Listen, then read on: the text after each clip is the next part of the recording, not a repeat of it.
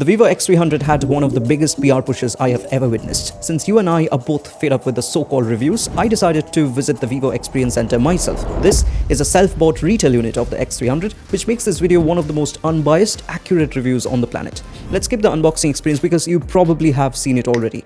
Why does the charger look like this though, out of the box? But anyway, jumping right into design, this is a proper compact flagship. It is incredibly lightweight, just 20 grams heavier than the iPhone 17, extremely well balanced and very comfortable to hold. It also comes with IP68 and 69, but yes, these ratings won't last forever. But there are still two downsides. One, it does not come with a dedicated action button, and two, because of the small form factor, your fingers are definitely going to hit the camera bump. It does bother me a bit while typing, but I also think of it like a secondary support for holding the phone, especially helpful for one-hand use. Okay, when you turn the phone over, you will be greeted by the very compact 6.31-inch display. You already know the specs. It follows the same flagship formula. I compare this display to most other recently released flagships. To be honest, there isn't any noticeable color or quality difference. It's also very visible outdoors. But there are a few extra things. And the first one is that this display supports high-frequency PWM and it comes with a toggle. So switching to full DC dimming if you still have problems is as easy as that. Although the flickering actually increases when you turn it off. Here is a comparison of the two different modes under low brightness. And it seems like Vivo has taken eye protection very seriously with this phone. There is a sleep comfort mode which gradually makes the screen color warm over time. There's anti-fatigue brightness and also a contrast sensitivity test to tailor a custom brightness model for you. I did find it very cool, but I also did not notice anything different after turning this on. So I don't really know what it does. Now let's talk about the speakers, and there are three things that are important here. First is the loudness. You probably won't even use this above 75% because it will pretty much start hurting your ears. Inside a quiet room like this one, I never had to cross 40. So yes, they are loud. Two, this, like all other flagships, has got stereo speakers, pretty well balanced, but the bottom firing one is definitely a tad bit better than the one on the top. And third is the overall quality. I think it is behind the competition. The first reason for that is the lack of the surround sound feel. It instantly falls behind the iPhones or the Xiaomi 15. And the second reason is the sound is more treble heavy. So it isn't very rich. It is not cheap, but definitely there is some sort of cost cutting in the speakers. There are actually two options under Super Audio. None of them improve the experience. There is also no full-fledged equalizer to custom tune the speakers. Now let's talk about Originals. The software overall seems good. It hits all the checkpoints. Clean experience, does not come with a lot of pre-installed bloatware or ads, except for maybe this one. Has all the cross-platform connectivity features and everything. They're getting very standard across all modern Android flagships. So if you own a lot of Apple hardware, you need not be stuck with the iPhone anymore. But I will have to say, Vivo did try to take it up a notch with their Vivo Office suite. Trust me, I hate the serif font as much as you do. But keeping that aside, I had high expectations for their Notes app. I thought it would work exactly like Apple, which means auto-syncing notes across different devices. And that is exactly the case. Notes from your phone are synced with your PC and vice versa. Another advantage is that you can quickly insert stuff from your phone here. But they already have a very efficient UX for that. I can just copy and paste easily like this on Google Docs, which syncs everything across all devices. But yes, if you do a lot of doodling, then it becomes helpful. Going back to the system software, it is very customizable, but there are a lot of issues. The icon customizations are inconsistent. Some icons are not supported. There is no dedicated dark mode icon support. Floating windows in landscape mode are just too small to be usable. If you try to resize them, they go full screen. If you do this inside Prime Video, the phone locks you out for some reason. They also claim some sort of 4D haptic support in the settings, which in my test with Asphalt did not work properly. The phone weirdly vibrated at random intervals. And this OriginOS haptics experience thing is completely out of sync. The haptics are not bad, they're pretty strong. The typing experience is very crisp, but Vivo could have done better implementing the haptics in their own system software. This is the first time I'm noticing third-party apps doing a better job than the phone manufacturers themselves. Okay, in the lock screen, they did take inspiration from Apple's interactive lock screen wallpaper effect, with a creative spin in what they call flip cards, but the noticeable amount of lag takes all the fun out of it. But even keeping that aside, I will have to say the entire user experience is very clumsy and cluttered. Like starting with the action center, there's inconsistent padding and this container thing was not really needed. I just switched to the split notification and control center experience. It looks way cleaner. They should have turned this on by default. It's not just limited here, it's also there in the camera app. There are just too many things stuffed inside a small space. Clearly the most cluttered camera user experience I have ever had. And this is primarily because some of the camera modes do not even qualify as a separate camera mode. Many of the features are weird. They do not work properly. Like, how is this high-res portrait mode different from just shooting in high-res in photos mode? Provided there is no computational blur when you shoot a high-res portrait anyway. More on the camera app later. And some texts are just weird, like what is font weight doing here inside AI eraser brush size? I know they might not be important for everyone, but considering the price of this phone and the fact that it belongs to their so-called premium flagship X series, I expected a bit more polish. Talking about polish, I will have to say Vivo did not do a good job in terms of performance optimizations. The phone heats up a lot during 4K 30fps recording, and that too during the winter season inside a room away from direct sunlight. I know you might say, come on, continuous 4K 30fps recording is a pretty demanding task, which is true, but I also compared this phone to the OnePlus 15 and the Oppo X9. Both of them outperformed Vivo by miles in terms of thermal efficiency, even while shooting at the max bitrate. You might wonder why I'm mentioning this inside the software segment. Well, both the phones, the X9 as well as the X300, has got the exact same chip and the exact same amount of RAM. So it isn't possible for the X9 to perform better without some sort of core level hardware software optimizations or better thermals. Okay, going back to AI. Before I start, none of these are on-device AI, so you will be needing the internet. The text AI features are not very helpful. Like if you compare them with the iPhone, which can create tables out of your existing notes, this is something that I find myself using in my daily life. Just look how incredibly helpful it is. Same goes for changing the tone of the text to make it friendly or professional. Some of the features on Vivo are redundant and extremely unhelpful. I actually use the Notes app on my iPhone during battery tests to run the stopwatch and write down the battery drop along with the time interval. I thought it would be interesting to try and convert the data points into a more human understandable format. It works very well on the iPhone. It is very fast too. If I do the same thing on Vivo without selecting the text, it completely discards the data points I have in the Notes app and uses the internet to write the biggest AI garbage I've ever seen. Even if I select the entire text, it unnecessarily bloats everything up. It is also surprisingly slow for an internet-based AI. It takes forever to generate something.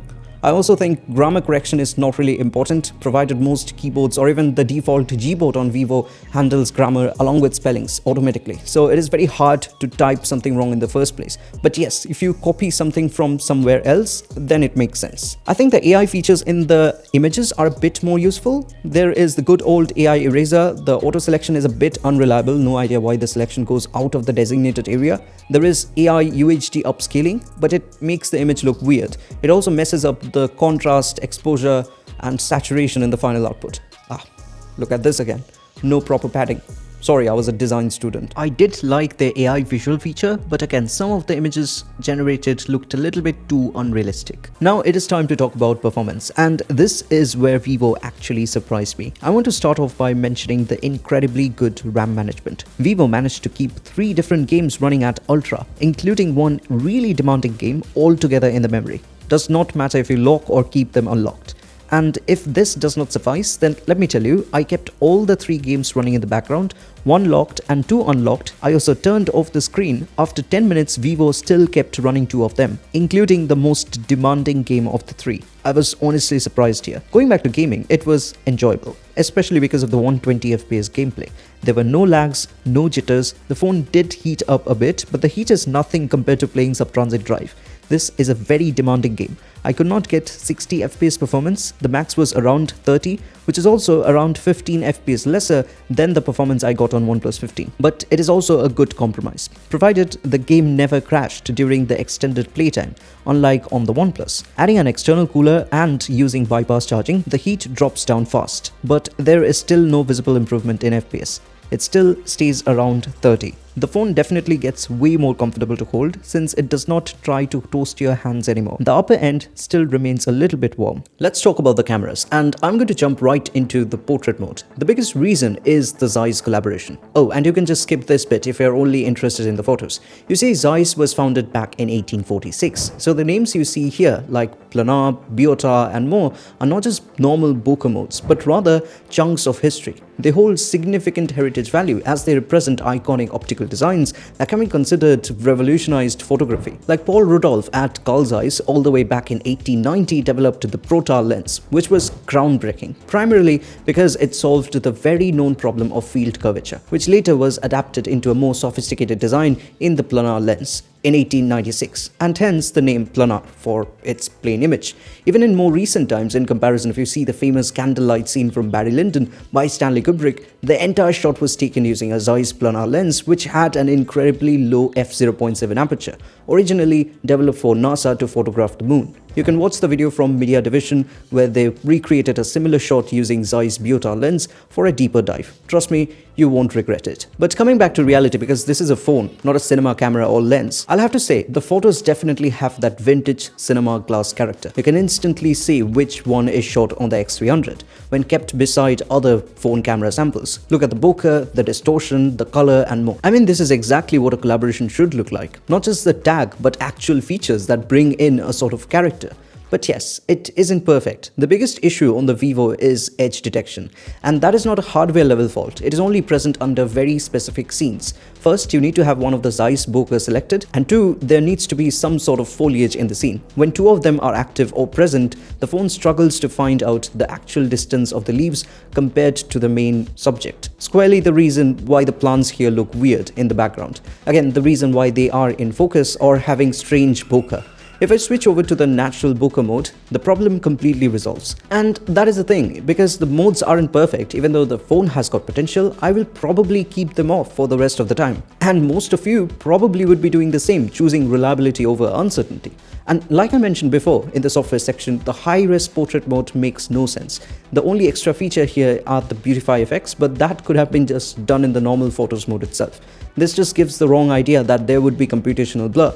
These are just normal photographs, no background blur. And it is annoying too if you toggle the feature on accidentally while using the front camera. When you turn it off, the f-stop auto switches to f16, not the one that was before. So setting that again is quite a bit time consuming. Okay, moving on, I was surprised how good the pictures still looked even under low light. I had intentionally turned off all the main lights in these test shots and just the string lights were active, and look how good they look. This is one of the very few phones that can actually capture the magic of the night without artificially boosting the exposure. It can preserve that contrast along with the details. Across all the lenses, they look lovely. Consistently good results. Also, I noticed all the cameras have got autofocus, which helps in getting clean ultra-wide shots and even a little bit of natural bokeh.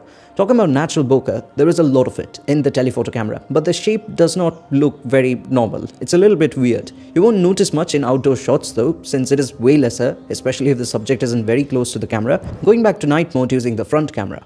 This is a pretty low light scene that I created inside my room because outside it is really cold right now. So couldn't really go out there. But just to give you an idea, the light is kept over there. It's really far away from me, and the color is not set to pure white, so it's somewhat of a yellowish tone. This will also give you a good idea of the white balance of the cameras. And the first thing that I noticed on the Vivo is in their video feed, the output doesn't look clear. So it seems like there is a lot of denoise going on, but when I stopped recording, it looks normal. It does not have the denoise thing going on. So I don't know why it looks a little bit weird during the shoot, but it did mislead me a little bit. Now, this is another scene shot at the same place, but the lighting is a little bit different this time. So we are not really using that yellowish tone anymore. So this is how it performs on the X300. I think the shots look very clean, even under low light. I mean, they are surprisingly good. Well, not really surprising to be honest, since the hardware is great too. 50 megapixels, 1x2.76 inch sensor size and f2 aperture. Okay, switching to the main camera to check sensor clarity, this thing can shoot up to 200 megapixels. Side by side with the same shot taken using the telephoto camera, can you guess which one is from the main camera and which one is from the tele? The details are insane, but so is the size of the image. As expected, it is huge. The processing also differs wildly from scene to scene. Exact reason why the image sizes are different under different scenes. Sometimes I also notice too much sharpening. completely unnecessary. The 50MP, however, seems like a better middle ground. But keeping that aside, the huge resolution gives Vivo more options when taking teleshots, obviously, but more importantly, macro shots. First, you can obviously shoot and crop later, or you can use their dedicated macro mode to shoot lovely shots with real background blur. The depth of field is so narrow that it gets very difficult to take a shot in the first place if the subject is moving around. I'm not complaining here because I'm crazy when it comes to DOF, but I'm just mentioning, just like with any gear, you will need to have a lot of skills and patience, else you're going to end up capturing images just like me. I tried my best.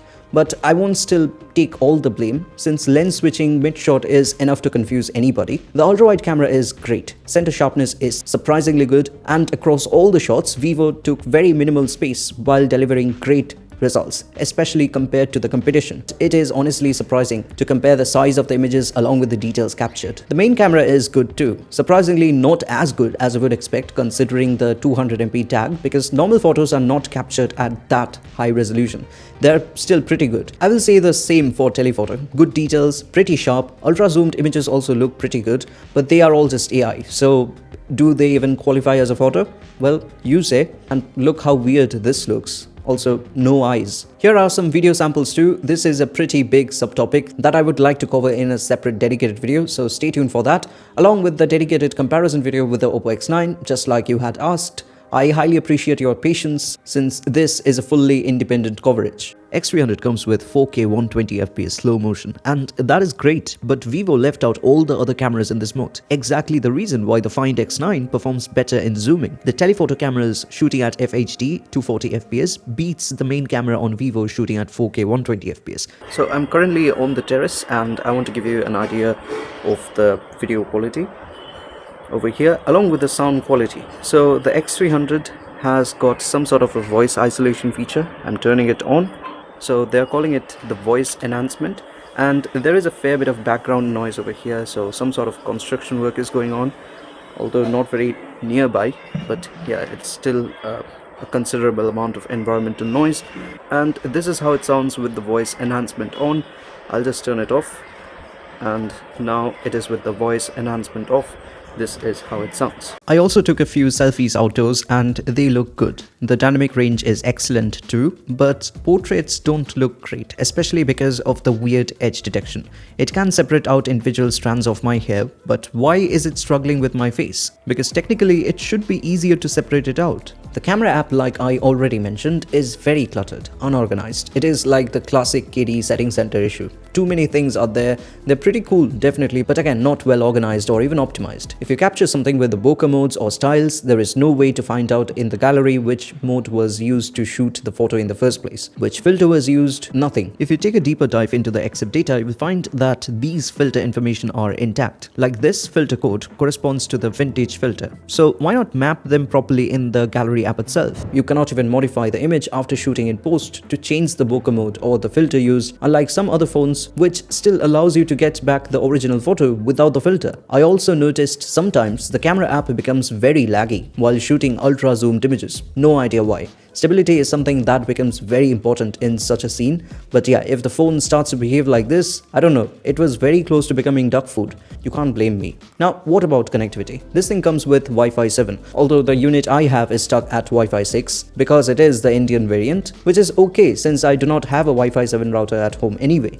And the speed is pretty good, like I was at the ground floor, provided the Wi-Fi is on the first floor, and the connection was pretty steady. Same goes for 5G and calls. They are great. This is how they sound with a fair amount of background noise, provided it is being recorded on the receiving device.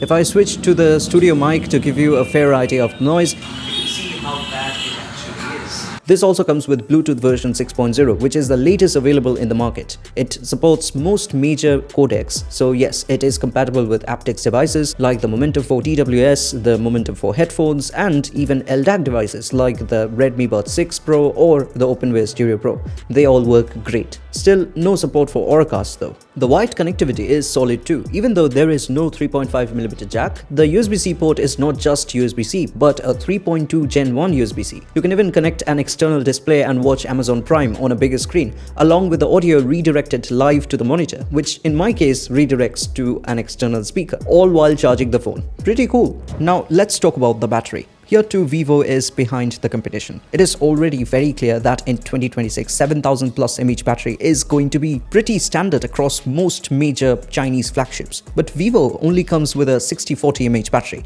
and the small screen size along with LTPO does not make much of a difference. So here are a few use case scenarios along with the expected screen on time. I'm doing this kind of comprehensive testing for the first time, so they were pretty brutal. Like, performance usage includes playing a highly demanding graphics heavy game, that is Sub-Transit Drive at ultra settings, and other mid to heavyweight games like Mad Out 2 and Asphalt at max settings. I know they might be weird for you, but I'm not really into conventional shooting games. Oh, and camera usage means continuous 4K 30fps recording at 30 minutes intervals, and lightweight usage includes typing documents, texting, browsing and more. Also, exactly the place where the LTPO display is able to use its efficiency advantage. So, that is all for today. Thank you so much for watching. Do like, share and subscribe. I'll catch you in the next one.